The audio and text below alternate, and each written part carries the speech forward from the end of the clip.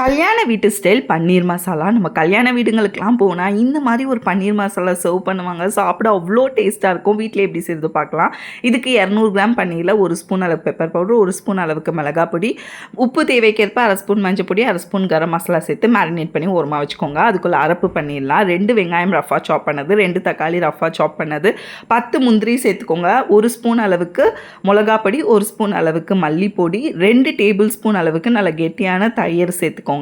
இதோட 1/2 ஸ்பூன் அளவுக்கு சீரகம், 1 ஸ்பூன் அளவுக்கு இஞ்சி பூண்டு பேஸ்ட் சேர்த்து நல்லா மையாக அரைச்சிக்கோங்க. இப்போ பேன் வச்சு 2 டேபிள் ஸ்பூன் எண்ணெயில் மேரினேட் பண்ண பன்னீர் ஆட் பண்ணி நல்லா ஃப்ரை பண்ணிக்கோங்க. அப்படியே ஃப்ரை பண்ண பன்னீர்லேயே நம்ம பண்ண மசாலாவும் இதோட சேர்த்து நல்லா மிக்ஸ் பண்ணி கொடுத்துக்கோங்க. நல்லா இதோட பச்சை வாசனைலாம் போயிடும். ஸோ இப்போ நம்ம மிக்சர் ஜார் கழுவுன தண்ணி ஒரு 1/2 கப் அளவுக்கு சேர்த்துருக்கேன். உப்பு தேவைக்கேற்ப சேர்த்துட்டு நல்லா மிக்ஸ் பண்ணிவிட்டு ஒரு 10 நிமிஷம் விட்டிங்கன்னா நல்லா எண்ணெய்லாம் பிரிஞ்சு வந்துடும். இந்த ஸ்டேஜில் 1 ஸ்பூன் கஸ்தூரி மேத்தி, கொஞ்சமாக கொத்தமல்லி கீரை தூவி சர்வ் பண்ணிங்கன்னா இதோட டேஸ்ட்டு சொல்லவே வேண்டாம், அப்படி இருக்கும்.